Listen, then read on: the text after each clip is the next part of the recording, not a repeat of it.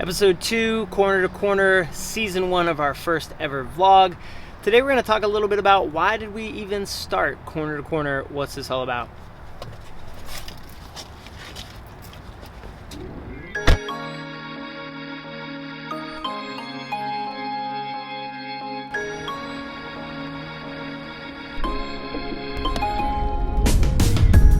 Alright, so why did we start Corner to Corner? Originally this idea was how could Tiffany and I move in love towards our neighbor, right? Believing that the whole story of Jesus is true, lived, died, rose again, metaphysically opened the gates of heaven by his death on the cross, atoned for us, right? All of that beautiful, amazing story is true. And then what grows out of that is that Jesus says, how then should you live? And he says, love your neighbor as yourself. That's one of the primary callings of a Christian. And so Corner to Corner was born out of the idea of how do we love our neighbor as ourself, which is a fascinating call from Jesus. Let's just talk about that for a minute.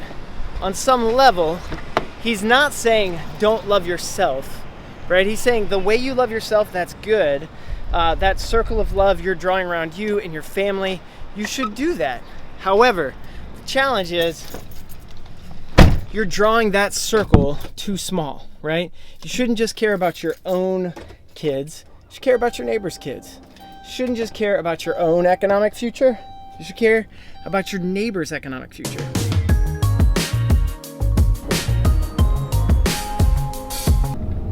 Nashville used to be the kind of city you could get around in about 10 minutes, almost like any part of the city.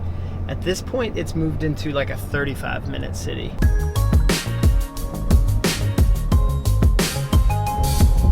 First set of meetings is done. Don't need to be as dressy.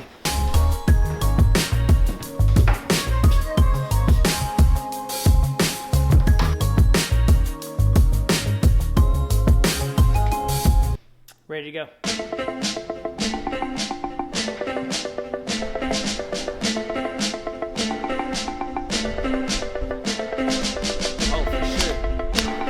All right, Montez, where are we, man? We're at the Bell Court, speaking with Allison from the Bell Court Theater. She works with education and community engagement.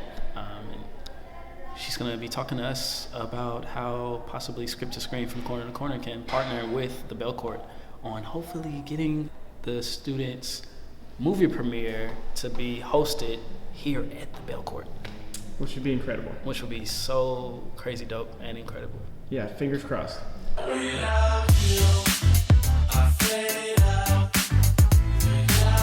Great meeting at the Bell Court. I think we can do some fun things together. We just need to figure out what that's gonna look like. Really appreciate Allison and her heart for the neighborhood. Hard to do this while going downstairs.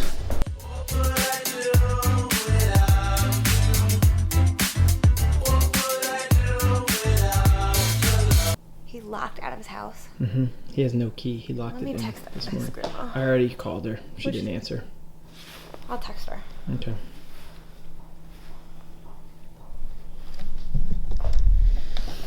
Tiffany was taking a nap because Raylan's not sleeping much right now, and Malik, neighbor from down the block, is locked out of his granny's house. So we're trying to figure out if we can get permission from her for him to just roll with us the rest of the afternoon.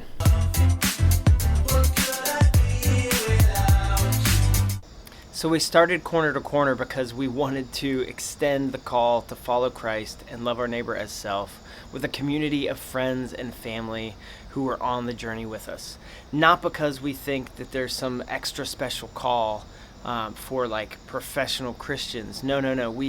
I sincerely believe that when Jesus says, I have come that you may have life and have it to the full, the kind of life he's describing is a life poured out for others. Why start this vlog? We started this vlog because we wanted to tell different stories. So often in the nonprofit world, the story you hear is what we might call like the fundraising story. I tend to call it the pity story. And it says like, there's some desperate need, only you can save the day. Please give your money. Now it's awesome, right? And don't get me wrong, nonprofits need to raise money. We don't exist without the generosity of our friends and our neighbors, but that's not the only story. There are a million stories of hope, of dignity, of honor, of hard work paying off. There are stories of families loving each other in beautiful and transformational ways. So we didn't want to just tell one nonprofit story, we wanted to tell 1,000. So that's why we started this vlog. This is episode 2. One of the stories we wanted to tell is Tony's story. I'm a fighter. I've never given up. I've never thought that I would be in a position to start a business. I've battled depression. I've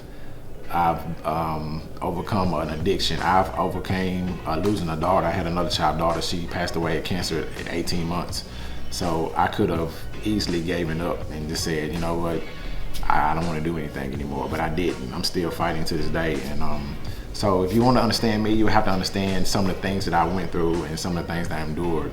Well, my name is Tony Murrell. I was born and raised here in East Nashville. There were kids everywhere. It was a great environment. Got along with a bunch of my friends that I'm still friends today. So I love my childhood. I love growing up in East Nashville. My early 20s, no different from any other young 20-year-old. I thought I knew everything. I didn't make always the best decisions. So I was working some odd jobs just trying to make ends meet. I had the opportunity to join the fire department, and I took that opportunity to join. It wasn't necessarily to become a firefighter, because I never dreamed or thought I would become a firefighter. It was more of, you know, a good opportunity to make some money and to try to get out of the hole that I put myself in. But once I became a firefighter, I fell in love with it. I just made captain this year, so I am now a captain for the Nashville Fire Department.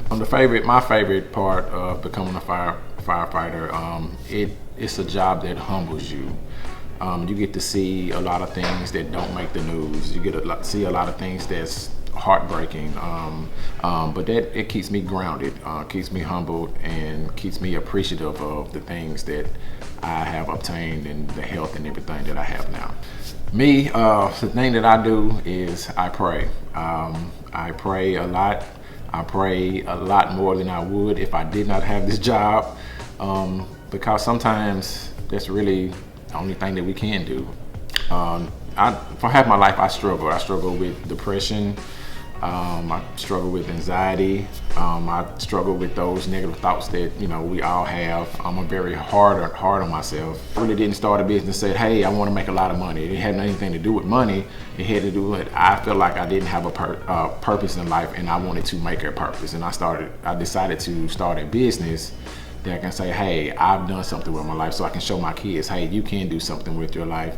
You don't have to let those negative thoughts and mistakes, you know, put you in a place to where you're just stuck in one spot. You can overcome your mistakes. So a business helped me become more determined in life. It's not only for business, but any other aspect as far as like being a father or a fireman. My daughter, well, all my kids, they really like the fact that I am starting my own business. They're very inquisitive of what I do on a daily basis, what it takes to run a business, things like that. And it's a joy just hearing them be enthused about or questioning about what I do and being interested in what I do. So I try to teach them that they can be and they can do anything that they put their mind to. It's gonna be some days, it's gonna be some times where, hey, you know, you think it's the end, or you hit that wall, or you're giving up on faith, or you're mad at God. Learn from your mistakes, but also be focused enough, be determined enough, and be mature enough to understand, like, when you hit that roadblock, it's okay, it's going to be okay. It's okay to reach out, to say, hey, I need help doing this. Can you teach me how to do this? So, I mean, just not to be stuck in the past, not to let that guilt or anything from the past, you know, deter you from going to the future. You can do whatever you put your mind to, whatever you put your heart into it. You just have to go at it 100% and just keep your faith, and everything will work out. 360 Inventory Solutions is my company that I own, and on my website, www.360inventorysolutions.com.